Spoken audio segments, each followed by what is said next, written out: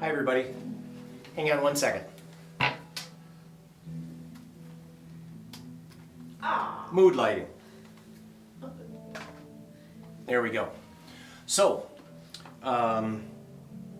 let's talk a little bit about archtops. Just recently we got in quite a few archtops, and you might know that Gibson is famous for archtops. Archtops are interesting because they're basically violin related.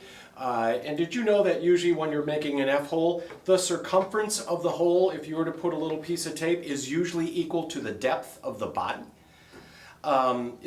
There's quite a bit of relation in this and how they make guitars.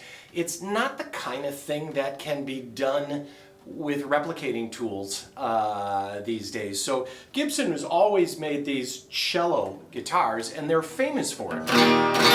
And when Fender came out with the Telecaster, they really were like, that's crazy. They're not making real guitars. This, to all those old guys at Gibson, was a real guitar. By the way, this is a 40s L7 cutaway that's coming in, late 40s, early 50s.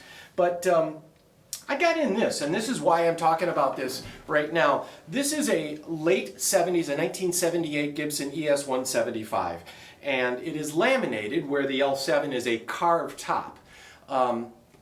Here, I need signs to make this happen.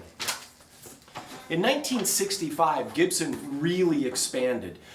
Ted McCarty, who ran the place, Ted McCarty invented the 335. Ted McCarty designed the Les Paul, then Les Paul put his name on it. Ted McCarty made the Flying V. Ted McCarty really, from 1951, when Ted McCarty took over, Gibson was making 5,000 instruments a year. In 1965, they were making 100,000 instruments a year.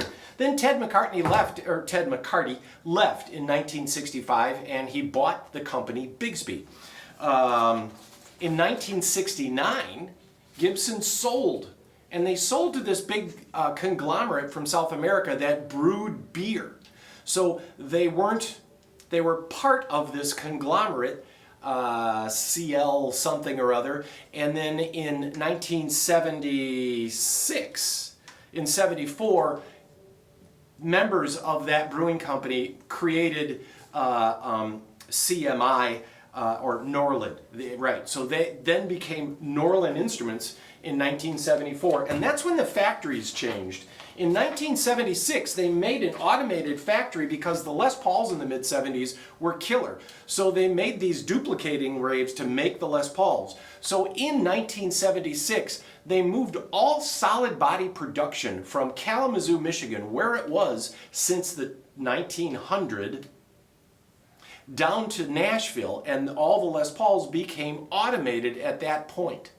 So there's a real love for Kalamazoo-made Gibsons, especially solid bodies, and that ended in the mid-70s. However, anything with holes in it, like the ES-175, they made those in the Kalamazoo factory until 1984. So again, in 74 to 76, they moved all production down. They tried to get people from Kalamazoo to follow them to Nashville. Kalamazoo, a lot of the older guys that have been there forever, since the mid-60s, stayed there, but they still made these archtop guitars. So when you get a hold of a 1974 ES-335, it's made in the Kalamazoo factory. It's more handmade. It's part of the American heritage.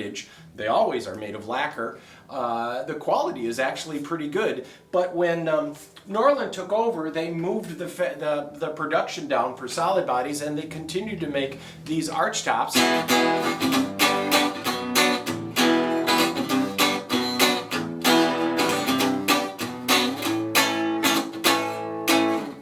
So we've got a few jazz guitars in. We've got a couple of L4s. I've got this ES-175, and I just wanted to tell you that even in 1978, it gets a little confusing. So up till 74, solid bodies are made in Kalamazoo. After 76, their only hollow bodies are made in Kalamazoo until 84. So any hollow body Gibson made before 1984 is made in the Kalamazoo factory, and that's something special. The shipping numbers on those are way low.